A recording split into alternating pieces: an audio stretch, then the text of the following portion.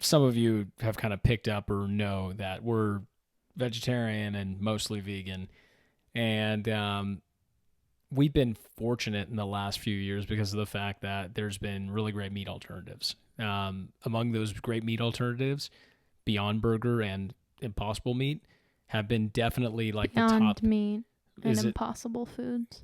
Oh, okay. Impossible Foods. All right. And Beyond Meat, not Beyond Burger. Gotcha. There's so much more than a burger. Gotcha. So they have been the two top contenders kind of battling it out between each other. And, you know, we just got Impossible Burger as like ground beef patties. And I'm sorry, not ground beef patties, ground beef packages. And it's not Impossible Burger. I we get do it. more with Impossible Meat. Anyway, so they have come in and have recently started getting to the grocery stores in the past like month and a half. And we've been kind of testing it and kind of playing with it. We've gotten to the point to where now we've done it with meatballs. We've done it with, creating burgers. We've even done kebabs. We've used it in all the typical things that we would typically use it in ground beef, tacos. So we've got a good sense of how to cook it. And we've been using Beyond Meat for years now and being able to kind of throw that into different things. Yeah, back when it was the shitty chicken strips, but at the time it was really good. They don't even make chicken strips anymore. It's funny. Yeah, it's interesting because I've been doing this for, I think, 9 years, just about, and 8 or 9 years, and Sean's like 6. 7 years, something like that. Yeah, you're like 2 years, I think, behind me. Long time for both of us. Yeah. And when I started out, there wasn't a lot around. And, I met vegetarians and vegans who've done it their whole life, so they really didn't have anything. No, but like Gardein was the only thing that was out. And I still eat Gardein. They don't have the best ingredients, but I do love their chicken strips. We make also chicken and waffles with their turkey cutlet thing. It's to die for. Yeah. But mainly at home we eat Beyond or Impossible, and I'm on the fence. I want to support Beyond more because I appreciate that their speed to market much better than Impossible. For sure. Yeah. Much better. For sure. Impossible has been saying they were going to be in grocery stores for several years now. Beyond said it and did it, and they have been in grocery stores for several years. And I like their burger. They changed the recipe. It has more coconut oil, so it's a little more fatty now. They didn't test on any animals. They're non-GMO and they're soy-free, and gluten-free. So they check a lot of boxes for a lot of people. I also like their sausage. Oh my God. Their breakfast sausage. I'm a real breakfast bitch. I love it. So when they came out with their breakfast sausages, at Dunkin' Donuts, yeah, we got it. But I like that fatty sausage. I'm trash at the end of the day, so I love fatty sausage. So theirs was like the creme de la creme of vegan fatty sausage. So, and they're like, their regular hot dog type sausage is good too. But I mean, their breakfast sausage for me is my fave. Yeah, and comparing that with the Impossible Meat ground beef, what do you think of it? And cooking and the differences of you've cooked similar things with them. What's your opinion on how you cook them and how they turns out? It took me a little bit to figure out how to, because Beyond has a Beyond Beef just like the Impossible Meat packaging, which I think Impossible copped that off of Beyond, to be very frank. It's like a loose, ground meat. Oh yeah, it looks real fucking similar. Yes. Yeah. And Impossible has less of a flavor to it, I think. I think it's the coconut in the Beyond Beef that gives it a richer taste. However, Impossible tastes more like the real thing to me. And I think it's because they have that plant-based heme that they created. So just to compare... And what is heme? Well, real heme is a component of blood. Right. So they made a plant-based version of hemoglobin. So just to break it down like I did for Beyond, Impossible does use soy now. They changed up their ingredients, so they do soy is like their second ingredient. They do have GMOs because of the heme and other things. They did test on animals, and I actually don't rip them anymore. This is when I stopped proclaiming myself as a vegan for several reasons.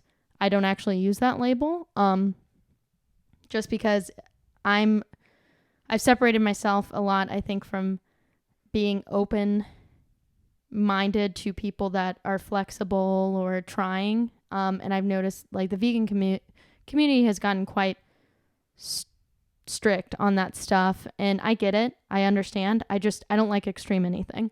So anyway, the vegan community was very outraged because Impossible actually tested on some mice to get their heme FDA approved. Now, did they have to do it? No, but this would be easier for their distribution if they had FDA approval.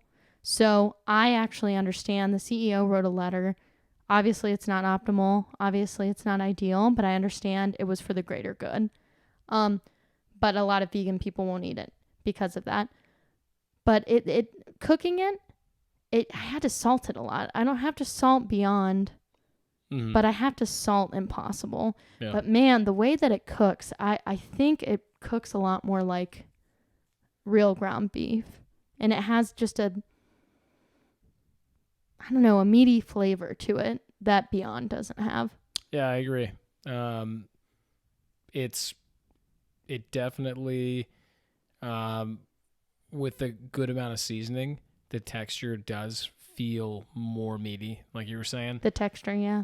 So, yeah, I mean, we're still playing with it. The other differences were, like you were saying, that Beyond has regular full-size sausages. They have breakfast sausages. They have burger patties, and then they have the ground beef. And then Impossible only has released right now the ground beef. And it's taken years. It's taken years. And they are coming out with a steak here pretty soon, and then they've got bacon that's coming out pretty soon. They say pretty soon, yeah. But that's the problem with them. I don't trust their word. Right. And they've even talked about, and they've done polling on brisket as well. Brisket's so that'll be interesting, which like brisket, like my personal fucking favorite, and definitely one of those items that I definitely miss. Oh, God. So I definitely miss barbecue brisket for sure. Like that's going to be amazing if they do get that shit out there, which they should ASAP. But the other thing that is the differences between them is one, which is Beyond, has a whole lot more partnerships with a bunch of different restaurants. Like you were saying, Dunkin' Donuts has got their thing. Carl's Jr. But then Del Taco. But then on the Impossible side, they've got the Whopper, which was a big fucking deal. BK, they got White Castle. Starbucks. They got Starbucks. And then they've got a lot more. So, or they've got like a bunch that they're kind of competing with. So Beyond is public. Their stock launched and like skyrocketed. Yeah, and initially. We were idiots and we forgot to buy it, and then we were like, oh, it's gonna go lower, and no, it just kept going up. And then I bought it at too expensive, and it's not. It fluctuates back and forth. I don't care. I bought it to support them. I don't really. Right, and then Impossible, they're supposedly going to get their IPO here pretty soon, so it'll be interesting once that goes. The public. Market doesn't like plant-based things. Well, I don't know. Beyond has actually done very, very well. The quarters they've had really good readouts. Market doesn't really react that well to it. I read an article about it too, where it's just, I think people are uncertain of their future. Well, then I would say you're a pretty big dummy. Here's the thing though. It's a rare, profitable startup. So that right there says a fucking lot, because you and I know we've been in the tech industry. We understand that shit. Unfortunately, a lot of tech stock is not fucking profitable. And a lot of tech is inflated because of venture capitalism. Right. But yeah, it's unfortunate. So it's just they're discriminating because it's something that they don't know and is foreign to them. Yeah. I don't know. I don't care. I'll buy it all. And for those that don't get it, when people are like, you stopped eating meat, so why do you eat fake meat? Listen, I think I have already referred to myself as trash. I used to eat meat all the time. I grew up in Oklahoma. Yes. Did I eat steak several times a week? Yes. I grew up eating steak and potatoes.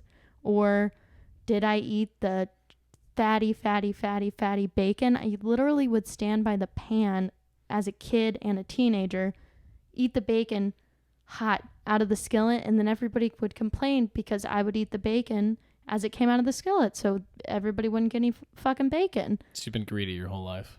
Basically. Fried chicken fried steak, with mashed potatoes. I live for it. Barbecue, I live for it. So I can't help how I was raised and the taste that I have, what I would give for a steak and a martini. You have no idea. Yeah, and I'm Peruvian and Italian. Right. There's no fucking... It's not like I became a vegetarian because I'm running away from the food. I'm running away from a moral thought I had behind it, and I still do, and that's the reason why I do it. That argument is so fucking stupid, and I get so annoyed whenever people say that, and I pretty much give the same answer on that. So here's the deal. It's nostalgia. I miss the uses of meat. Yeah, I miss the tasted flavors, delicious. The flavors, the purposes of it, the right amount of protein that you would get from those kind of things. And, then we're moving now to where those alternatives are working.